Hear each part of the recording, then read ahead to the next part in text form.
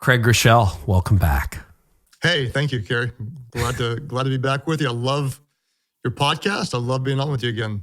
Well, I love being with you. Anytime we've had together is so rich. And I want to start sort of with the camera lens a little bit back a bit. You got a lot going on lately. Every time we run into each other, last time was in Chicago at the Global Leadership Summit. You're producing multiple podcast episodes a month, et cetera, plus running a good-sized church. And last time I checked, it was pretty big. And, you've got family, book writing, serious workouts, and about 100 things we probably don't even know about. So I'd love to start with how you're keeping all the balls in the air at this season in your life and any current time hacks, strategies, methods that you're finding helpful. Yeah, we could talk about this for a whole hour, and I'll try not to bore everybody, but lots of time hacks, lots of little tricks. The bigger thing, just to be super honest, is that earlier in the year, I hired a performance psychologist to work with me. Oh, wow. And interestingly enough, we're not doing kind of like therapy, like, what was it like with your mom when you were a kid or whatever. What we're really doing is we're looking at what I do, how I do it, how I increase the production, and at the same time increase the quality of life. And so the only kind of real deep therapy we're doing is we're trying to look at the drivers. What are the cognitive drivers that kind of create the sense of urgency? Where am I responding in the wrong ways to certain types of cues? What's keeping me from disengaging? Some things like that. So it's been really, really helpful. A lot of what I learn along the way, where I read, absorb, ask questions, and learn from others.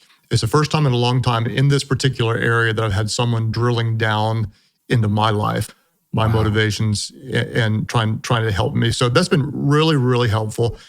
If I could summarize a little bit about what we're working on. So what's interesting about this counselor is he not only works with me, but he works with what he calls a wingman, which is Bobby Grunwald, so someone who's with me every day. And then he's working with my wife because she's going to be a part of the solution. And then he's going to meet with the team, the direct team that I have that support me in my office. So we're all going to have similar language and similar goals. And the big things that we're working on would be some things like you mentioned content production. So the volume of content that I'm creating is increasing, and yet I don't have any more hours in the day. And so what we're doing is we're learning to trust the wisdom and the experience, and spend less time on content creation and spend more time and a little bit more time in heart preparation, but ultimately less time completely. So when I stand up to preach, I actually have less preparation time, and in some ways, hopefully the outcome is better because I'm trusting more what's in me than some of the detailed preparation. I'm not polishing as much and trying to shave off about the last 20% where I get kind of hyper obsessive. So that's one thing. Is a little bit less time there. I've got 1 million different kind of time hack ideas of little things like, this sounds so nerdy, but the number of steps I take in the morning and how efficiently I start my day is hyper obsessive. Lots of little things like, sorry, the number of steps you take in the morning. What do you mean by that? So like I walk to the kitchen to prepare breakfast, and then I go back to the bathroom, and then walk to the kitchen to get some stuff. I literally limit my trips across the house, which sounds like nothing, but I'm making the distance between the getting out of bed to where I actually start reading scripture and preparing my heart. I'm shortening that distance. So it's ridiculous, crazy things like that, even to the place where people call me borderline crazy. In my office, I don't think I've been out to a lunch in a restaurant on a work day I've got my team in here who could probably verify it. If it happens once a year, that would be probably more than it happens. It's just lunches in my office. It's brought into me. I don't think about what it is. If there's a meeting, it's in my office. So there's no travel time back and forth. Right. So that sounds crazy. Meetings, someone wants an hour. It's going to be rare I'm ever going to give an hour. Almost everything we need to discuss can be done in 15 minutes, oftentimes 10 minutes. Yeah. And I'm not going to put very few hard meetings on my calendar. So like, let's say you wanted to talk and say, hey, I really need to talk to you. Can we talk next Thursday at 3:00? My answer is no, we can't, because I'm going to slow down at 2:30 and I'm going to have to ramp back up when we're through. So what I'm going to say is, yes, we can talk. I'm going to call you. And when you see my number, pick up. And that's what I'm going to say. And if you don't pick up, then it might be a while back before I call you. But I'm going to call you when I'm driving somewhere, or I'm going to call you when I'm working out. And so I'm not going to break the rhythms of my day. This sounds crazy extreme, but it is crazy extreme. But what I'm producing now is just, the volume is just different. And so it takes, I've had 100 or hundreds of small steps to where I have to be this extreme today. And those are there. On the other side, what I'm learning too is, because the volume of what I'm putting out has increased, I haven't changed my recovery method. Yeah. And it's been the same. And so that's just not healthy. And so a lot of times as leaders will say, well, I'm tired. And my counselors help me say, you're not tired, you're depleted. If you were tired, you could take a nap. What you don't need a nap, you don't need sleep. What you need is recovery. And so we're looking at the stages of recovery. Stage 4 is basically when you're totally disconnected, you're fully engaged with those you love. The colors come back on the leaves of the trees, and your heart rate slows, and everything, you start to have a personality again. And I haven't been finding stage 4 recovery well. And so we're looking at really specific strategies to recover. The language we're using around it, and I apologize if I'm boring you, but is that recovery is productive. So for me, I have to produce. And so by giving it new language that's really productive, that makes me see recovery as incredibly valuable, not just something I do because you're supposed to, or or even that I need it. It's that I want it because this adds value to kingdom impact if I'm doing this right. I appreciate that. And I literally could spend an hour on that, Craig. I think it's fascinating. Can I ask you, to the extent that you're comfortable sharing, what prompted that? What made you decide, okay, this is something I'm going to drill down on? So what's interesting is in May of this year, I guess I had extreme anxiety, which I've never really had before. I would have like low levels of anxiety, but I really have kind of a high tolerance for a lot of activity. And so interestingly enough, I just don't remember what happened. I remember it wasn't great. And we were talking about that, and my counselor said, you were just under so much trauma that your brain kind of just shut down and you don't remember it. So I can't really remember details. And it wasn't like I curled up in a ball, but it was just kind of like everything scared me and I couldn't make decisions. And I continued to work through it, but I realized this isn't good. And what it felt like was the pre-breakdown to the breakdown. Yeah. And, I've seen my friends break down, and I thought, okay, if there is a breakdown, this is probably what happens before it, and I'm not going to break down. So I plan on not breaking down. So I called for some help, and it's been really helpful, And I think the challenge is, as leaders, we want to take on more. We want to believe that we're invincible, and we're just not. We have to have the wisdom and the people around us to say, if the little red light starts blinking, then let's pay attention to it. And I think I had enough red lights blinking that I decided to seek help, and I'm really glad I did. It is, he's earning his money and he's helping me get better. It's a strange thing, I think about drivenness a lot, and I don't want to make assumptions, but I would say you certainly seem to be a very driven leader. And some of that is healthy, some of that is unhealthy, and all of it can be redeemed. That's what I'm learning about my own leadership. When you're looking at your motivations, any insight into why you're so driven, or any learnings there that you feel like sharing? Yeah, well, there's a lot of them. Ultimately, in its purest moment, I am 100% driven to reach people that don't know Christ. Yeah. That's not a preacher answer. That is, I was so lost, so hurting, and so radically saved that it is purest moment. That is completely true. The problem is I am a human being trapped in a sinful body, so all my moments aren't pure. So the impure moments, or the parts that need redeeming, and they're actually, they're not bad, they're just what they are. And like you said, God redeems them. I grew up as the oldest child in a home with an alcoholic parent who's now sober and has been for 25 years. but that gives me kind of the workaholic tendencies, some of the people-pleasing tendencies, and those things work for me until they don't. So that's some of my my need to be perceived as adding value is high. My need to be perceived as doing something that matters or is important is high. And then just the sense of producing something is, like, for example, if I'm off preaching for 3 weeks, I get this itch of, oh my gosh, I'm not doing anything important. I need to preach again. And so that's the unhealthy side of what drives me, that we're working on and trying to see what are those triggers. And what we want to do is we want to be driven by the right motives, and then also have the wisdom to know when you're pushing your limits and when you need to have, if you're going to go really hard, you need to have deep recovery, and you can't go really hard without the deep recovery.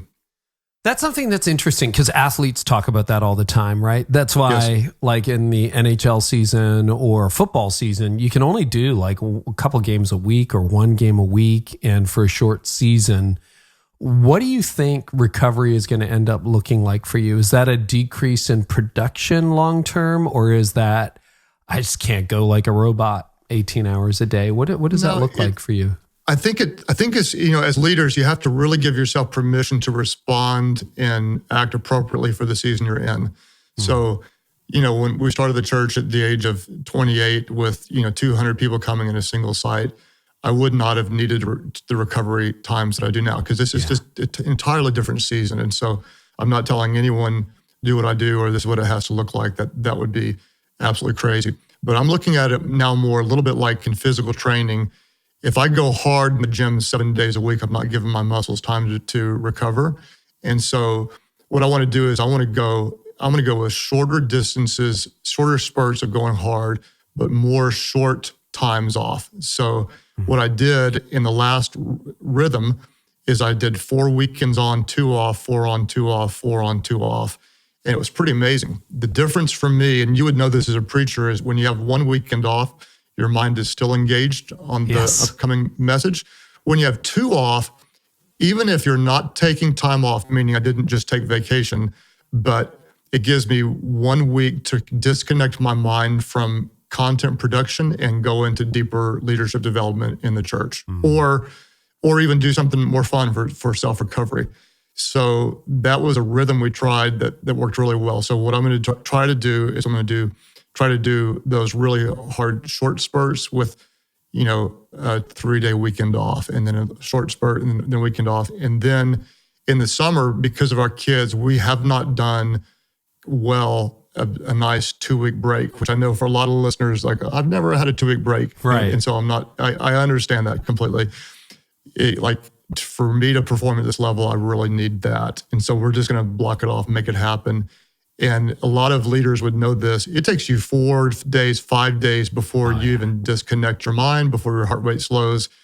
So I'm trying to give myself permission. Yes, that is extreme. Yes, that is a lot. Yes, that feels extravagant to a lot of people. But my goal is not to please them. My goal is to please God. And if I'm going to go crazy hard and do what I do at other times, then I'm going to have deeper recovery. So that's kind of the strategy we're working on. And all the way down to, Kerry, this sounds crazy, but I'm now recognizing place matters so much. So for me, going to a place where nobody knows me or a few people know me, and where I can not shave, have a hat on backwards, and wear a tank top is really important. And then even being away, my counselor said, from stimulation of like city lights and noises and cars, but going where it's just God, nature, mountains, sky. And when he says it, I get, yes, last time I was there, that my soul felt freer. And so it's not just time off, it's who you're with, it's where you are, it's what you do, all that stuff matters. Oh, I hear you. I mean, you're speaking my language. It's gotten a lot easier for me in the 4 years I haven't been the lead pastor. I say to Jeff Brody, my successor at Connexus, running a company, which is, I guess, what I'm doing, the blog, podcast, all that stuff. We have a team now, and the whole deal is very different than leading a church. It's just different. Yes. You just don't have the same level of pressure that you did before. I take it very seriously. I see it as a ministry. What, if anything, do you do for fun these days? You were hanging out with Kanye yesterday, which is fun. Yeah, that was, seeing someone whose life is being radically transformed by the gospel is fun. Hearing small-minded Christians, shoot at him makes me pretty sad. Like why do you pray for people to get saved and then doubt it when you see that they might have, and based on my time up close with them, I would say our prayer time together was as meaningful as prayer time I've had in the last 5 years with anybody. So it was rich. Yeah. So for me, at this stage of life, I am 100% invested in my kids. I think I kind of always have been, but it's way more intentional now. It's sad that it's taken me this many years to realize it, but I've got it. I've got 6 kids, and I have to strategically connect with them all in different ways. And so, really being a student of how they connect has been my kind of last 18-month journey, and really trying to say I love you in their language. I'm realizing they don't stay at home as of now. With 6 kids, 4 are effectively living as adults, and 2 are still just under our house. And so I'm trying to see it not as a grieving them going out, but as celebrating the fact that they've been prepared. And every moment with them counts. That's so much fun to me right now, time with them. Is that how you ended up on TikTok? I saw that dance video. Yeah, that was an accident that my... Okay. Yeah. So my rule is, if a kid asks for something to do together for fun, I'm going to do everything in my power to say yes. And that day it was, Daddy, let's make a TikTok together. All right, what are we doing? Let's dance. That was great. That's great. That's understanding your love language, which is awesome. This is a question I just put together because it doesn't flow out of the current conversation, but I feel like it's important to ask, or at least I put it together in my prep, which is, it's easy to sit out there as a leader and look at Craig and go, wow, that's the best life ever. And that's amazing. And I'm always blown away by your honesty and transparency. And same with your new book too, which we'll talk about in a few minutes. But what discourages you? And then how do you push past discouragement, Craig? So I would say, kind of, whenever Christians don't act Christ-like, and they're judgmental about other, not me, I can take the criticism. I'm relatively used to that, but when they shoot at others, that really makes me sad. I just want to come out screaming, saying, "Come on, man! We celebrate people's salvation. Let's believe the best." So that makes me sad. I would say it discourages me anytime our organization doesn't feel like it's moving forward. And by moving forward doesn't necessarily mean growth. It might just mean we're not on the same page. We're not missionally focused.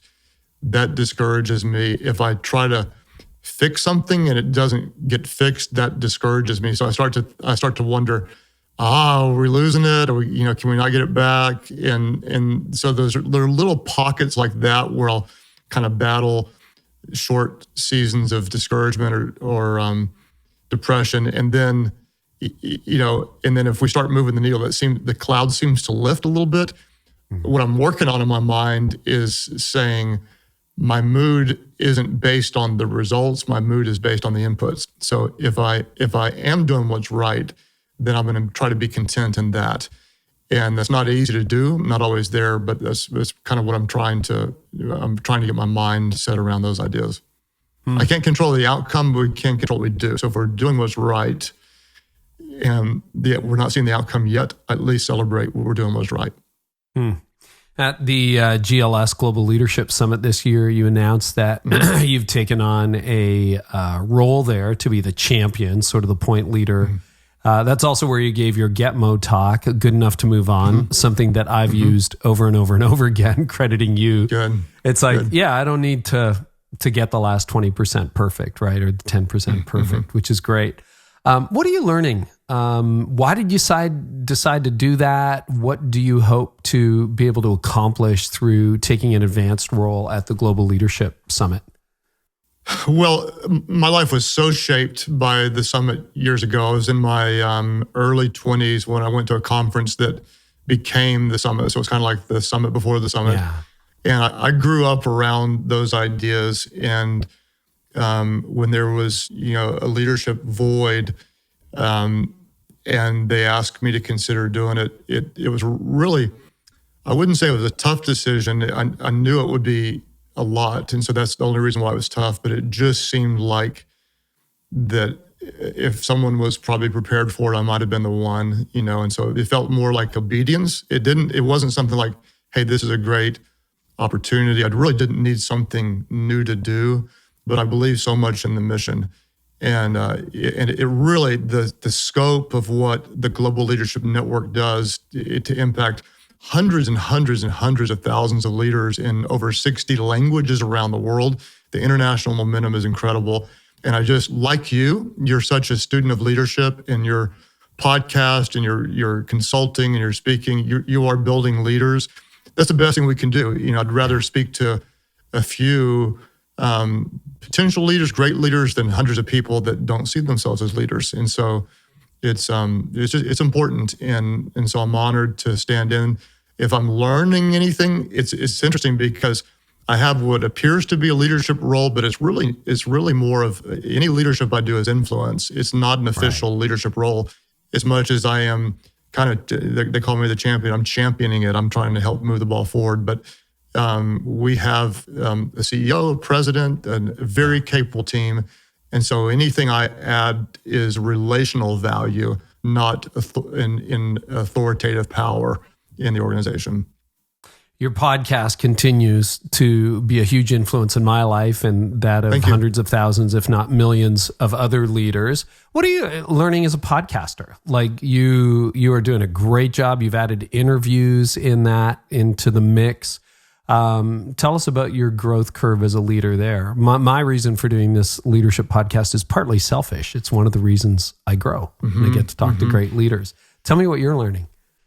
Oddly enough, I don't feel like I know that much about podcasts. I kind of said that when we started the podcast, what I wanted to do is I feel compelled to help build leaders, and I can't travel any more than I am, or I refuse to. And so could we bend the curve, to use some phrase that from the talk I did this year?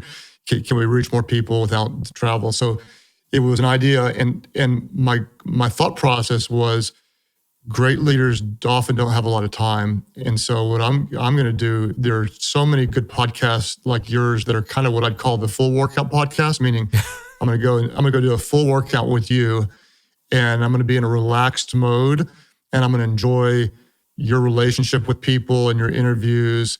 And I might listen to it twice. The first time, enjoy it. The second time, take notes. What I wanted to try to do on mine is to give it what I call a commute podcast, which is I'm on a 20-minute commute subway to my work, and I'm going to try to pack in as much information as I can in that 20 minutes. What I've learned from it is really a lot of work, as you know, and then trying to work super, super hard to put in as much time as I need to make it as clear as possible. What I'm giving you today is free thoughts. I'm often not clear. I'm flowing. On a podcast, I want to spend enough time really on the prep side to try to make every sentence matter in your leadership, and try to add so much value that no matter what your background is, whether you're a Christian or not, or ministry or not, that you're going to tell other people about it, and really kind of create a dialogue in our companies, our communities, our organizations around leadership, and we seem to be, moving the needle a little bit on doing that. Oh, no. I mean, it's an incredible influence in so many people's lives, myself included. On that note, with preparation, I know in some of the conversations you and I've had this year just offline, you talk about just the incredible content load. And I forget exactly what the number was, but it was something like, you can do 50 to 70 distinct teachings, whether that's a repeated sermon or whether that is your leadership podcast or speaking at a conference or an event or training your staff or your team or whatever. Can you walk us through your current method? We talked about some of that last time you were on, about how you write a message, but just in terms of batching, or how are you approaching that level of content production these days? So what I'm doing now is I'm trying to get out ahead. And the reason I'm trying to get out ahead, and more so now than in the past, is because I'm going to spend a little bit less time on it, but I want what I'd call just like a little bit more, I don't know what the word would be. I want time for it. I want the message to slow cook. So I'm going to, right now I'm working on, I'm in week 2 of a message series, but I'm working on week 3 of the following series. So that makes sense. Oh, wow. You're working a full series ahead. Yeah. I'm working a full series ahead. And what's going to happen is I'm going to spend less time on preparation, but I'm going to have more time where my brain is actually slightly engaged. And so I'll have a whole month to maybe pop the right illustration, or, oh my gosh, I forgot about this story, this text, or whatever to add into it. And then the same thing is a little bit true on the podcast. I am now about 3 months out on content. So we've already produced 3 months ahead of time. And then I'm just going to put less content out. In other words, I was doing, maybe 24 or 26 episodes a year. I'm going to cut that down a little bit and do a few less during the year. And what that does is it relieves a little bit of the immediate pressure where I'm not feeling the urgency. Oh my gosh, Sunday's coming and I'm not ready for it. And then that gives me a little bit more sense of an abundance of time where I don't have to feel as rushed all the time. How are you replenishing the content well? Because you can only output what you input, right? And you've talked a little bit about incubation, but what are you? I know you're an audiobook listener. What are you doing to fill that well, both spiritually and even cognitively? As you're reading books, you've interviewed James Clear. He comes to mind. Atomic Habits. Yeah. Obviously, you read his book. How are you replenishing that content well in you in terms of input? So there's a lot of little things. I don't need a whole book to give me something to run with. It could be a sentence. It could be a quote. It could be a small article. I read a Harvard Business Review article now that I've made into a whole set of goals for myself, just one little article. So I used to be like I needed a book to get me moving. Now I kind of don't have the luxury of just finding, there's only a few great books in my opinion every year, or at least a few that I come across, like the ones that I say, you have to read this, And I find the more that I listen to or read, the harder those books are to find, just because it's really hard to say a lot of new stuff. Yes. So it's I'm not finding as many that move me.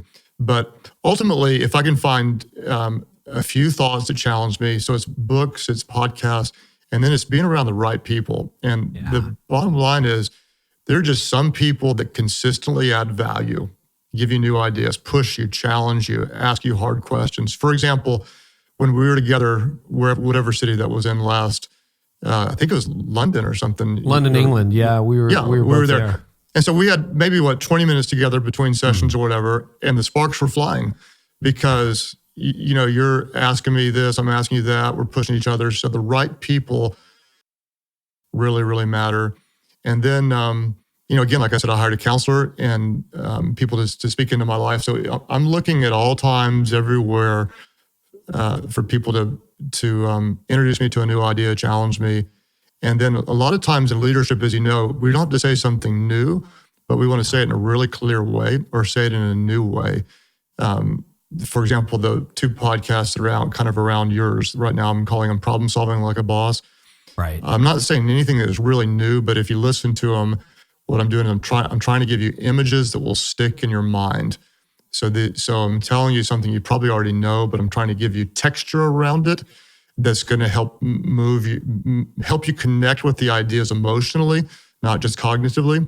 And so with emotion, hopefully comes action. So that's kind of what I'm trying to do. It's a great idea. And if you haven't subscribed to Craig's leadership podcast, you should. We'll link to it in the show notes. But that's, I think from my notes, your team said that was a January and February editions of your leadership podcast 2020? Yes. Okay. Yes, sir. So that should be out there around this time. So let's talk about your writing process. You've got, for those of you watching on YouTube, you've got a brand new book called Dangerous Prayers. It's refreshingly short. Having just turned in a 70,000 word manuscript, Craig, I was convicted by your short chapters. And how many words is this? Do you remember offhand? I don't remember. I'm going to guess it's around 30,000. 30, that's what I was going to say, maybe. about 30,000. So it's a super fast read. What is your writing process like? Are you? So I'll comment on the fast to read first. How many times do you read a 70,000 word book and think that one should have been 3 chapters long? I think that all the time. Yeah, this is the end of this conversation, but thank you, Craig. No, I'm kidding. Not on your book. Your content, like you really, and I mean this sincerely, you have consistently deep, great content. But I know you've read those books that it could have been 2 chapters long. We all do that. Yeah, and the writer stopped writing at the end. It's like, I don't even know why we're still here. Yep. Yeah, so I just feel like people feel more time pressure today. So I've been working with my publishers to negotiate for shorter books.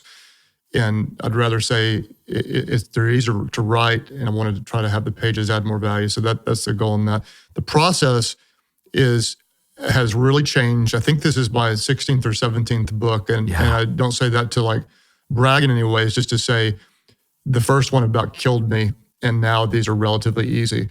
Part of the reason they're easy is because as a pastor, I've got sermon content to draw from. And that's, I say that unapologetically, that's what I do. So that's generally ideas that I've preached. And it used to be like 10 or 12 messages equal to book. This one actually was 3 messages. And of course, it's a shorter book. What I do is I very quickly now take a message and write it into a chapter. It takes me about 4 or 5 hours to do, and it's fairly rough. The advantage I have now that I didn't have in the earlier days is I've got a really good team around me that then goes and takes that, smooths it out, makes suggestions, asks me lots of questions. Can you add here? Can you give me details here? Can you give us a different story here? Have you thought about this biblical text? Then it comes back to me now, and then I work it over again, and then it goes back into a polishing stage, and then I finish it off. That is about maybe at least a half, almost a third of what we used to do. Yeah. You used to go back and forth, back and forth, back and forth, back and forth, back and forth. So I've gotten better at creating the first draft, and I've gotten now I have better help on the other end. And so it makes it a much less painful process for me. The ultimately, though, I'm looking at it and thinking, okay, so you sell X number of thousands of books versus you do one podcast and you can reach more people. It's true. It's true. And so I'm trying to ask myself, go where people are going. And what I want to do is take the power of words, whether written or spoken or recorded or whatever. And I want to try to have the highest return on the work we put in. And so interestingly, right now, podcasts seem to have a lot of momentum.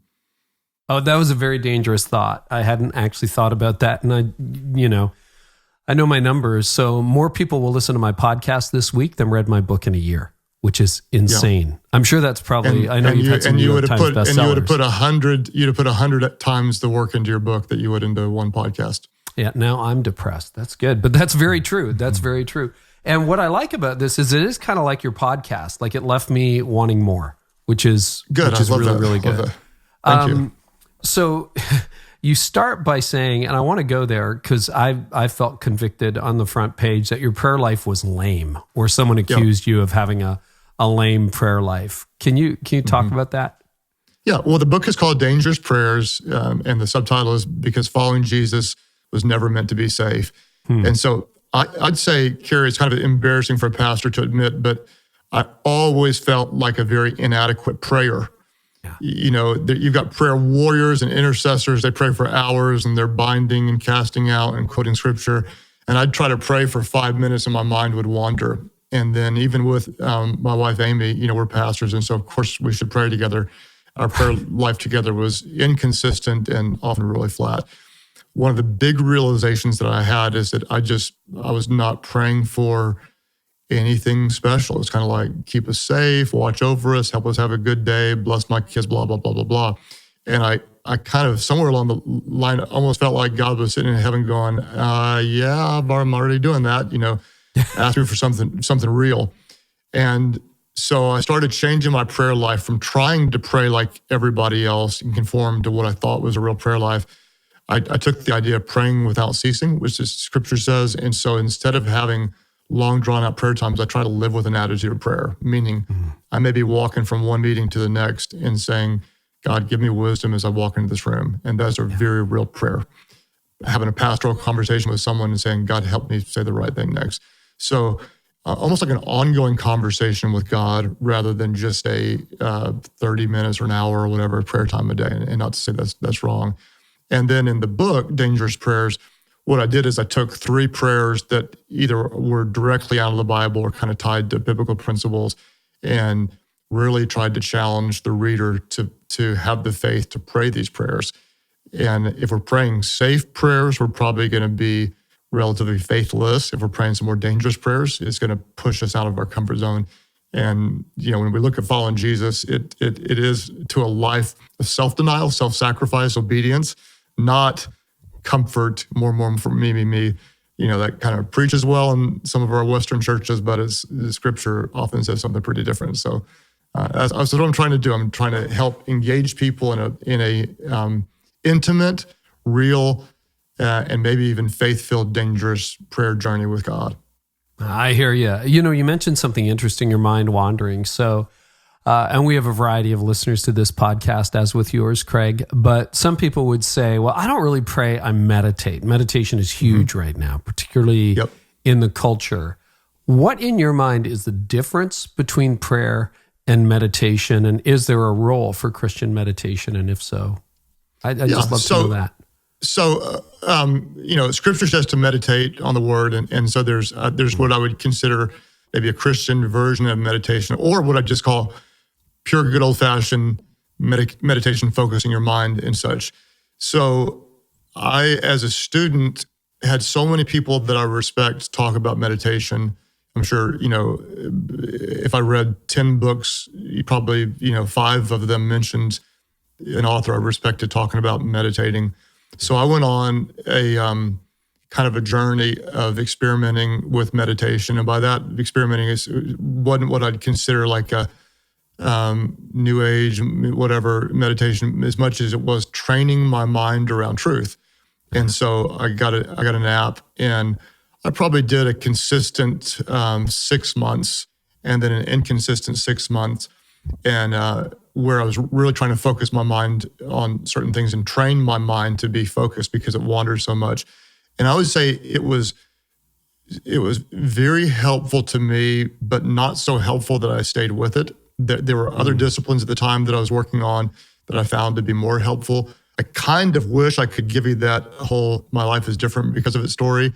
But I gave a real serious run at it and said it might have moved the needle a little bit, but I had things that were moving the needle more. So I think, learning to focus your mind in any aspect of life really is a healthy discipline. As you train your body, you also want to train your mind. And I'd say if you do that, as a Christian pastor, if you do it with a Christian perspective and you're renewing your mind around truth, more power to you. Yeah, it's interesting. One of the unchurched guys I run with, he's big into meditation and yoga and that kind of stuff. And when we talk about it, there's parallel journeys. I don't meditate. I tried it, not as long as you. But one of the things I've found is that being still is really important in prayer for me. And the stiller I am, the more insight I get. I love that Calvin quote, without knowledge of self, there's no knowledge of God. And without knowledge of God, there's no knowledge of self. But I find that if I'm really quiet and I'm really focused, which is hard for me, then I'm like, oh, what is that? And I begin to look at that, and you kind of get I find it really helpful for confession of all things and insight and understanding. Anything else on meditation before we move on, Craig? Well, I don't know if I'd add anything to that. I like I said, I wish I could give you it changed my life testimony. I know so many people that can do that, and you kind of want to experiment with different spiritual disciplines. Yes. We're not all the same. We're not all wired by God the same way. And you want to find what works with you. There's a big idea I heard years ago. There was some book that talked about 7 different ways to connect with God. I always thought it was Bible study and prayer. And this book kind of broadened my mind to you can actually connect with God by going out and looking at nature and going, wow, God, you created this? Man, the glory of God is all over creation. You can one chapter was on connecting with God by working and really seeing this as an expression of using my gifts to glorify God. And so at this stage of my Christian journey, I just would encourage people to experiment with different ways to pray to God, to talk to Him, For you, it might be being still. For someone else, it might be while they're jogging. And there's no wrong way. There's a lot of different right ways. And just, find a right way that really connects you intimately. Is that Gary Thomas's Sacred Pathways? I think it is. That might be it. Yeah, I wanted to say Pathways to God was what I was thinking, but I'm guessing that's what it is. Yes. We'll link to it in the show notes. We'll find out and we'll link to it. Because that was really helpful for me. I married somebody who just comes alive with God in the woods. And I'm like, no, that makes me a pagan. But anyway, I get the work thing. Let's talk about confession. I found that so helpful. And what got me is for a leader who's leading at a very high level, extremely busy to the level that you're limiting your steps in the morning, you've got people who can speak into your life and tell you, Craig, you need to pay attention to this. Can you talk a little bit about the role of other people in moving you to confession? And then I'd love to know how you nurture those relationships. As a leader, having people that can give us honest feedback is paramount. If we don't have that, we're in great danger. Our friend Andy Stanley says something a lot about this, being surrounded with people. He said, if you don't listen to those people around you, eventually you'll be surrounded by people who have nothing to say. Yeah. And I hope that didn't butcher his quote, but no, that's so about it. Yeah, that's so true. We have to, if we don't seek out feedback or allow feedback, eventually we'll be surrounded by yes people. And then our organizations are in danger and we're in great danger. And so if we serve a God who disciplines those he loves, and if we're to confess our sins and pray for each other that we may be healed, that means we get better in the context of spiritual Christian community. It's everything. I just did a broadcast from where I am out to all of our campuses with another one of our directional leaders, and we talked about this very thing about creating an environment of trusting with each other. And feedback is one of the most incredible expressions of love. As an old athlete, a coach that loved me was often hard on me and would help me to improve. And so, I am in an environment where the people around me occasionally or when needed will say, you're on line, you're not seeing this right, here's how you should look at it, you're pushing it too hard. And that's an absolute gift to me. They're not always right. They're right probably 90% of the time, but I have to listen always. And if I don't apply it, eventually, or I dismiss them, eventually they're going to go away.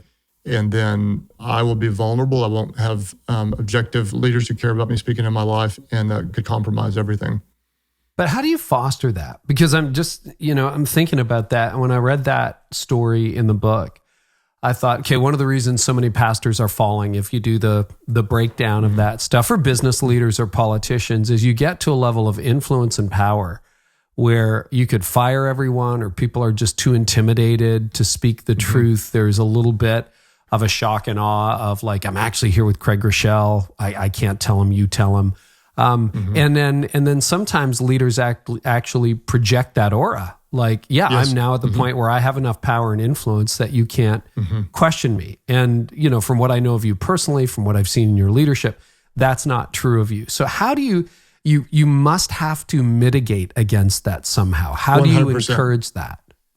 So the natural trajectory of a more influential leader is toward isolations, arrogance, a sense of entitlement, yes, people around them, people unwilling to tell them the truth.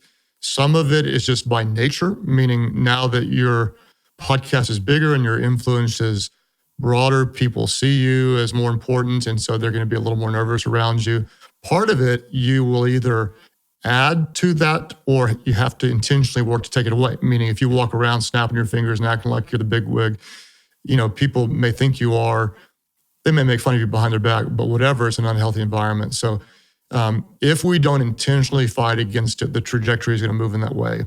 Some things that I do that are very intentional, and this is not just for me, but it's for the organization. Before I ever give a message on a weekend, I get feedback. I bring at least 3 teams in and I talk the message through with them. And I ask them very specific questions about it. And I celebrate when they give me something that's helpful. And then when I use it, I'll try to go back on the back end and say, hey, I took that part out because you don't want you to know that. Or you asked me to add that or spend more time, I want you to know I did it. And so what I'm doing is I'm helping them know I'm really listening. I really value them. And then our whole team knows I do that. The next thing I do is after I preach, I get feedback before I go do it another time. And our whole team knows that I do that. Then what we've done, Kerry, is on most of our campuses, on most weeks, they do the same type of thing. The team gets up, and let's say there's 12 people to campus. On a particular week, 3 or 4 of them will do staged drills, and they'll get up and they'll do something in front of other people, the other staff members. And then the staff members will give them feedback on what they just did. What we're doing there is we're saying we're a culture that craves, desires, and gives helpful feedback. If I don't model it, they're not going to do it. And if I won't take it on a sermon, feedback on a message, how would I ever take it on my leadership? Or how would I have someone who could ever call me on my pride? We have to start somewhere so we can get it somewhere else. And it really starts at the top. If you've got a leader at the top who is not receptive and seeking out feedback, then the chances of seeing it deeper in the organization go way, way down. It starts with us. And it's in my opinion, it's one of the most important things we do in our culture to create a trusting environment and one where we all really do get better. I can't improve by just helping myself. I've got to have objective people that care about me speaking into my life and leadership. I think that's a really important insight because you actually bake it into the process of message prep and message evaluation, pre-evaluation, so that it's like, no, you can question him, you can tell him things, but you tell at least one story, maybe 2, if I'm mixing them up in the book, or perhaps more, where you're actually at a restaurant at lunch with somebody. And if I'm mixing up stories, just correct me on this. But I think it was someone who said to you, he asked you a question, and it was something about crude humor or something. Mm-hmm. And I'm reading that and I'm like, wow, that is like the level of that is harder the larger the organization you lead. And there must be some signal that you're sending off that says you're allowed to do this, because it wasn't an angry thing. It wasn't like he was banging on your door and he's got a placard. He's just having lunch with you and he says, Craig, I think you need to pay attention to that. So what do you do that you're aware of that would foster that kind of an open dialogue? So that's a story that I've told from the pulpit multiple times, and it I'm a dude. I'm a regular guy. Yeah. And I got saved out of a fairly wild lifestyle. And so I like to laugh a lot no matter what. Yeah. And being an old college frat boy athlete, my humor hasn't always been redeemed. Meaning you tell me a funny kind of harsh joke and I'm one of the guys, suddenly we're on we're old frat brothers now, we're laughing at it. So I told some humor I had some humor strategically in my preaching saying, hey, I'm going to connect with that guy.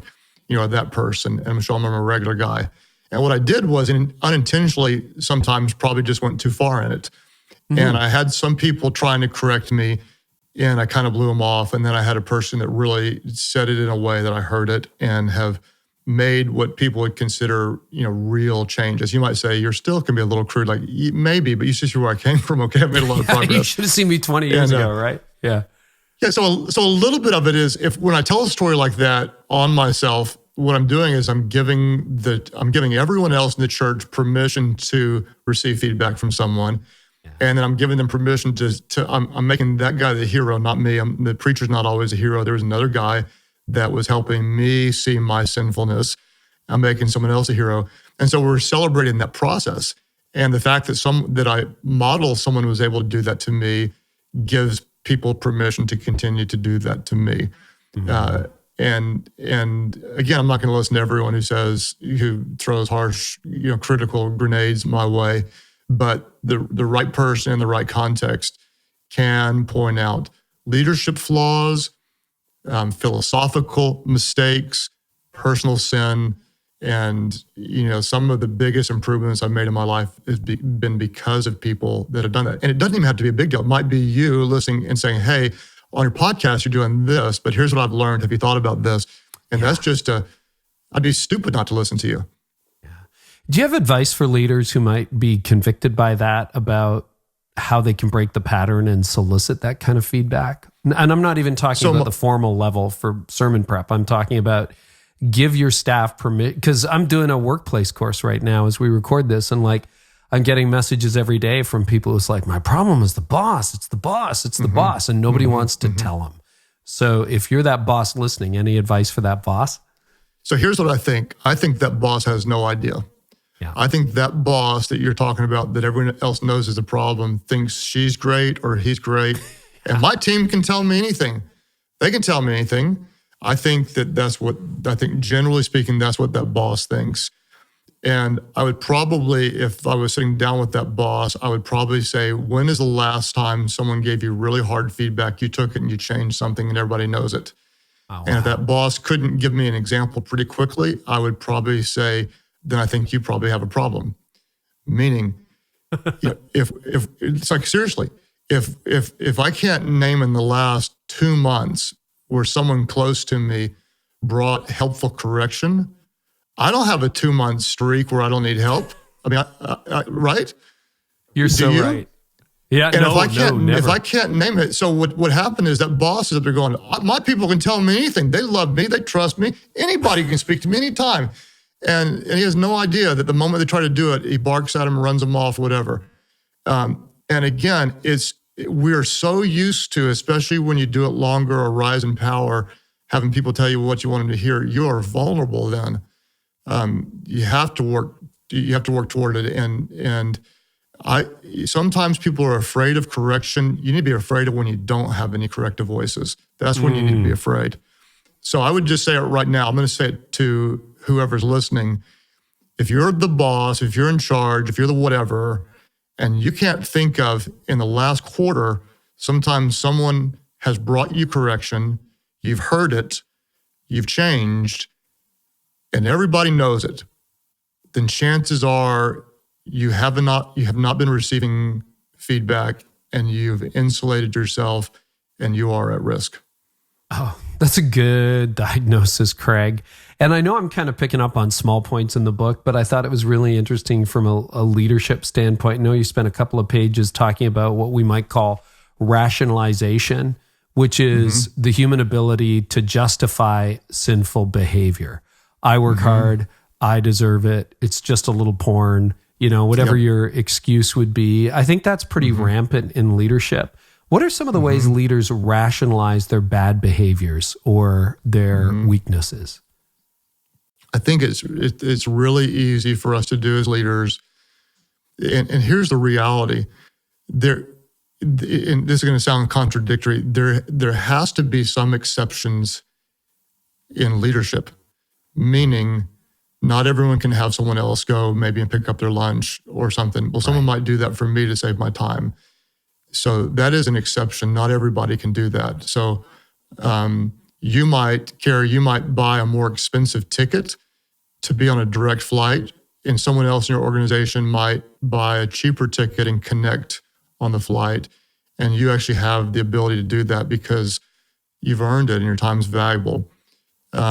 And again, this sounds like a little bit of a contradiction, but just because there's an exception doesn't mean we're ever entitled to it. Yeah. And this is what we have to remember, is if someone blesses us by going and picking up the lunch, or if we have the freedom to choose the more expensive flight that gets us there faster, that's not an entitlement. That's a blessing of honor that we never take for granted.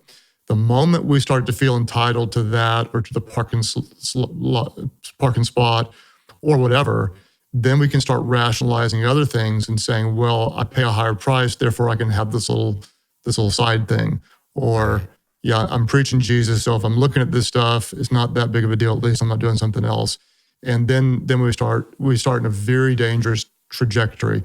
So we have to be willing to accept and leverage the necessary exceptions in order for us to do more, but we can never feel entitled to those things, or suddenly we start rationalizing out other sinful behavior.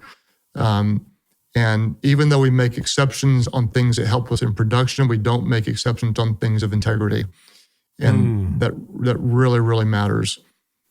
Oh, that's interesting. Production versus integrity. That's a new category for me, because you're right. You get to, one of the questions I get, it's where I started on this podcast. How do you produce all the content you produce? Well, there are certain hacks. I do take direct flights. I mean, I'm not, if I can help it, I am not going to be making three stops. But you didn't do that always.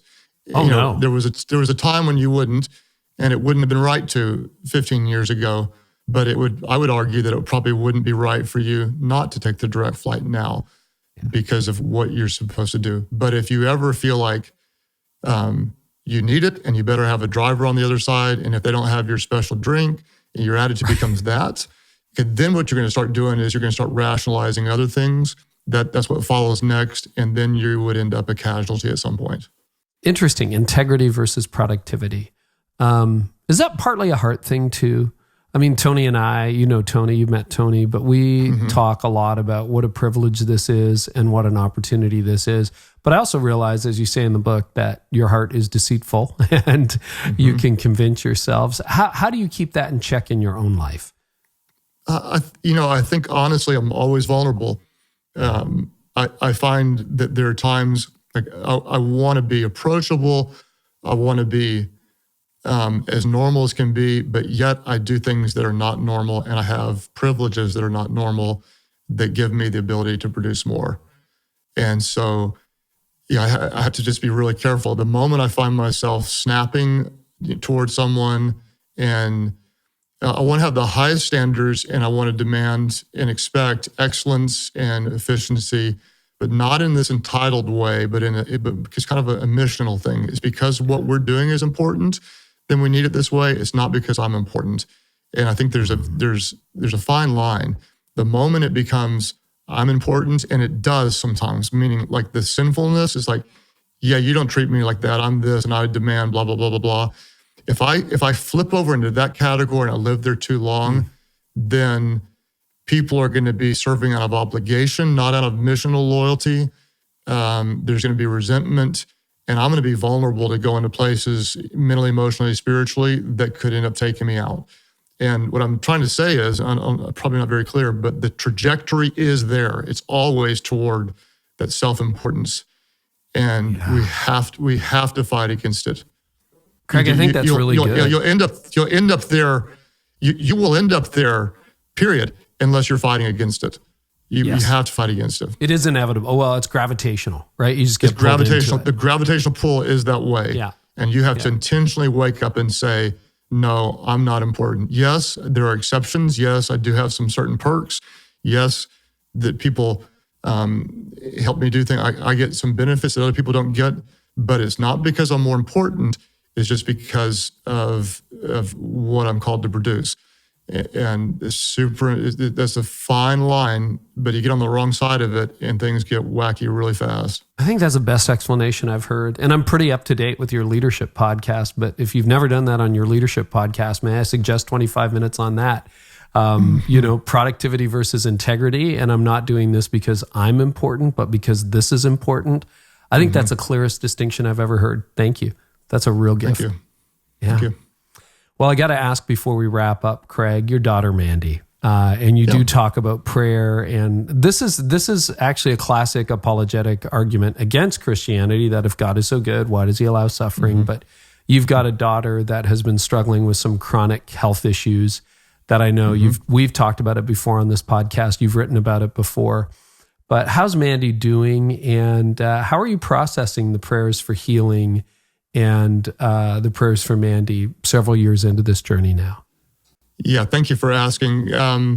Mandy's doing a little bit better, and I'm really thankful for that. She's making some progress, and she would tell you like her quality of life's getting a little bit better. We're praying nonstop for healing. The interesting thing is that we're seeing that even though she's on a journey that isn't the one we've chosen for her health, that God is using it in really significant ways. And I asked her one time, I said, if you could go back and be healthy all this time and take away the influence and impact you've had on people battling chronic illness, because she started a YouTube page and her whole life is kind of devoted to helping people with chronic illnesses now. She said, no, I wouldn't change it at all. That I feel like God is in control, and he allows what he allows for a purpose, and my purpose is to help people now. So I love the fact that she's hanging on to Jesus, and she is a little bit better. She has a long way to go, but no matter where she is, she's trying to help people have hope and faith. And so I'm proud of her for that. And for you, you just keep praying with confidence and submission and... Yeah, so on a good day, yes. On a bad day, I'm pretty frustrated. I'm kind of like, come on, God, where are you? Why don't you do this for her? And on a good day, yes, God, I've got the Shadrach, Meshach, and Abednego faith of, I believe you. I know you can. I believe you will. And even if you don't, I still believe. And so that's where we are. God, I believe you will. I know you can. And if you don't do it today, I still believe. So the book is called Dangerous Prayers. Do you know the release date, Craig? Offhand, it's probably when the show February airs. the 7th is the release date is February the 4th. February the 4th. February 4th, probably when this podcast goes I was live. not entitled to that person who just put up the 4 and showed me, but there is a person named Adrian who's a rock star who's right by and spent her time ready to tell me February the 4th. All right, good for Adrian. She's trying not to laugh really loud right now, but she's a star. And congrats on number one workplace. If you can hear her laugh. There it is. There you go, it is. You hear it? You can laugh out loud. I can hear it. Congrats on number one on Glassdoor, too, as an employer. We'll have to break that down next time. We got so many questions we didn't get to, but everything's at CraigGroeschel.com still. And yes, I can go there. Books available everywhere. Craig, you're a gift. You're a gift to me personally. You're a gift to our listeners. You're a gift to millions of listeners. And through your church, hundreds of thousands of people who call Life Church home. Thank you, my friend. Yeah. I thank you for you and your investment in leaders. And again, I'm celebrating as your influence is growing. I think that I've told you for years, back before hundreds of thousands knew your great quality of leadership, I found your blog. And I was like, yes, dude, bro, you got some good stuff. And you've been consistent. Your quality is world-class. And I just appreciate your friendship and your influence on my life has been really special. So thanks, Kerry. Thank you, Craig. So Craig, you're back. We've got part 2 of this podcast right now.